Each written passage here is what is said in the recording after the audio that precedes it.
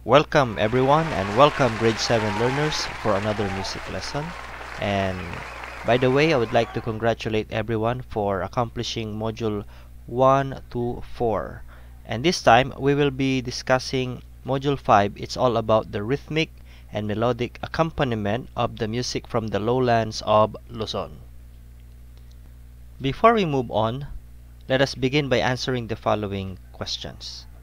Please prepare a pen and paper and take note of your answer. I will give you 5 seconds and let me read to you the direction. Read the following statements and answer what is being asked or described. 1. If the time signature is 4/4, how many beats does a whole note receive? A. 4, B. 3, C. 2, D. 1.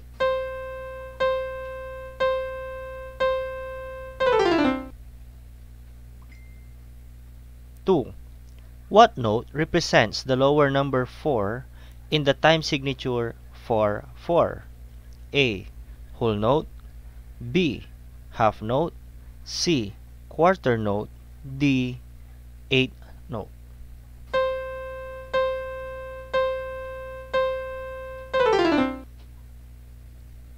3. If the time signature is 2/4, how many beats are there in a measure? A. 4, B. 3, C. 2, D. 1.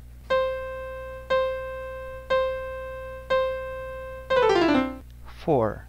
What rhythmic pattern represents the 3/4 time signature? A.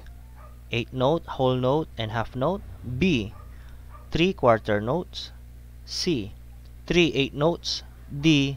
2 half notes.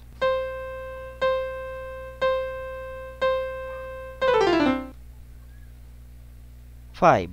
It is the most important element of time in music. A. Duration, B. Dynamics, C. Timbre, D. Rhythm.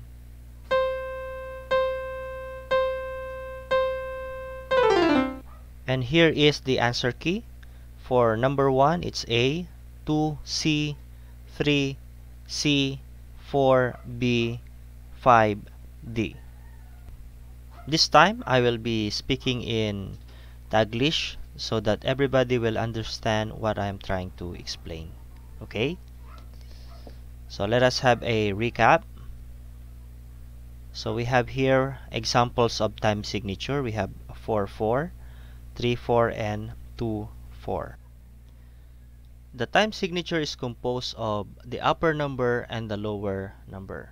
The upper number tells us how many beats in a measure, and the lower number tells us what note will receive one beat. So, papaano ba yon? Here are the basic upper numbers. We have 2, 3, and 4. Kapag nakita nyo na ang upper number natin ay 2, it means there are 2 beats in a measure. 3, it means there are 3 beats in a measure. 4 means there are 4 beats in a measure. What about the lower number? Here are the basic lower numbers. 1, 2, 4, and 8. So, kapag nakita nyo, ang lower number natin ay 1, ibig sabihin, it is represented by a whole note. Kapag 2 naman, it is represented by a half note. Pag 4, it is represented by a quarter note, and 8 represented by 8 note. Let us focus on 4 as our lower number, represented by a quarter note. Okay. By the way, what is a measure? Measure refers to the space between 2 bars. Okay. So as you can see, we have 2 vertical lines. And the space between these 2 bars, yung gitna niya ay tinatawag nating measure. How many measures do you see? Okay? Let us count.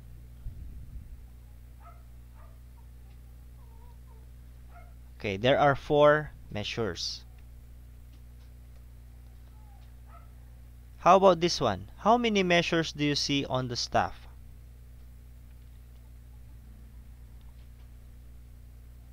How many? Yes, there are 8 measures. So let's count.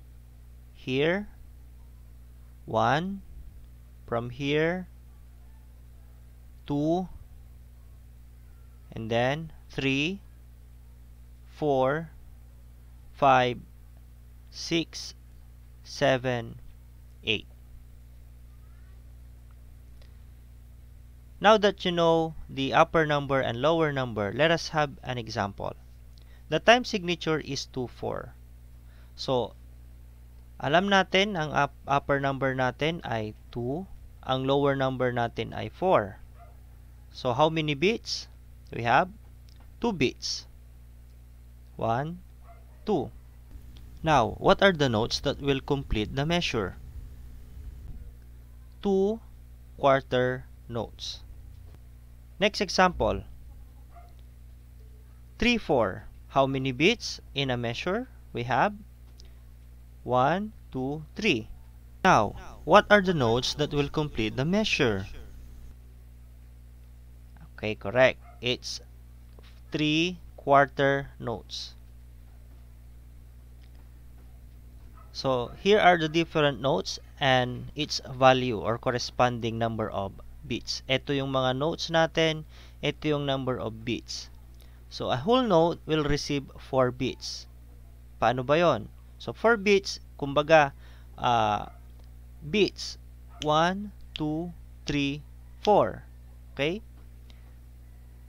Half note will receive 2 beats. 1, 2. Quarter note will receive 1 beat. And 8th note will receive 1/2 beat. So, papaano ba yon? Ikalahati. So, yung isa, hahatiin mo sa dalawa. So, ayan, mabilis. And then, we have 16th note. Yung 1 beat, hahatiin mo sa 4. So, 1/4. So, kanina, yung 1 beat. So, hatiin mo sa 1/4. Yan, 4 na tunog na mabibilis. Okay. At ito naman yung kanilang corresponding rest. Okay, we have the whole rest with 4 beats of silence. Half rest, okay, with 2 beats of silence. Quarter rest with 1 beat of silence. Okay, this is the 8th rest, 1/2 beat of silence. And then the 16th rest, 1/4 beat of silence. Mag-focus muna tayo sa basic. Okay, pag ang lower number natin ay 4, ito yung kanilang number of beats. We can also combine notes. Quarter note plus quarter note equals half note. It's like 1 plus 1 equals 2. Quarter note receives 1 beat. So, 1 plus 1 equals 2.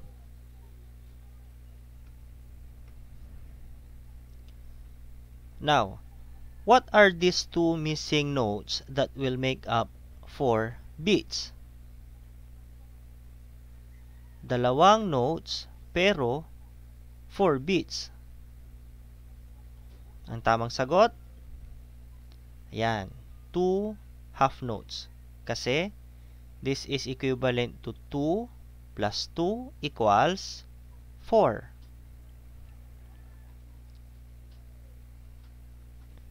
Next, what note will complete the measure? So, meron na tayong isang beat. We're looking for a note that if we combine it with quarter note, it will correspond to 3 beats. The answer is half note. Very good.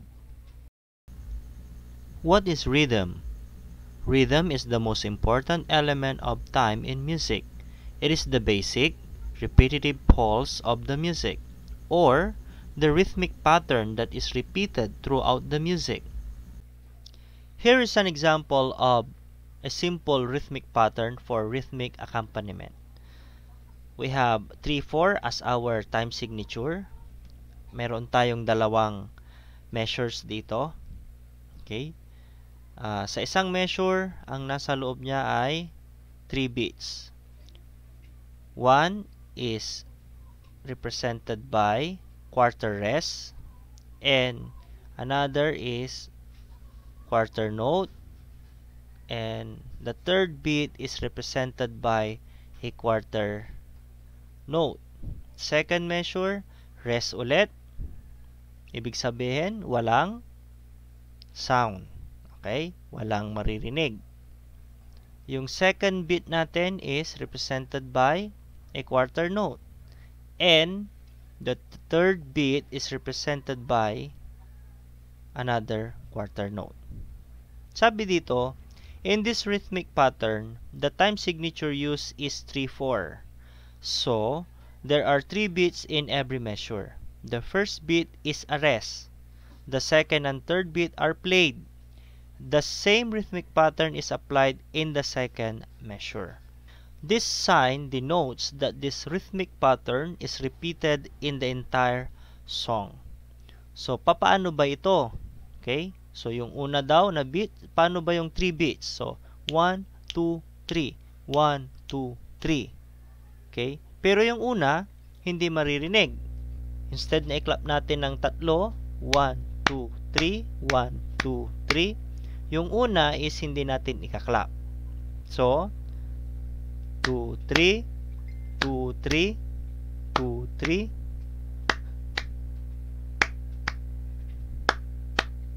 May naisip na ba kayong kanta na pwedeng magamit ang 3-4 time signature at gamitin ang pattern na ito? 1, 2, 3, 1. Ako ay may lobo, lumipad sa langit, di ko na nakita, pumutok na pala. At dyan nagtatapos ang ating discussion. Sana ay may natutunan kayo. Kita-kita tayo sa susunod.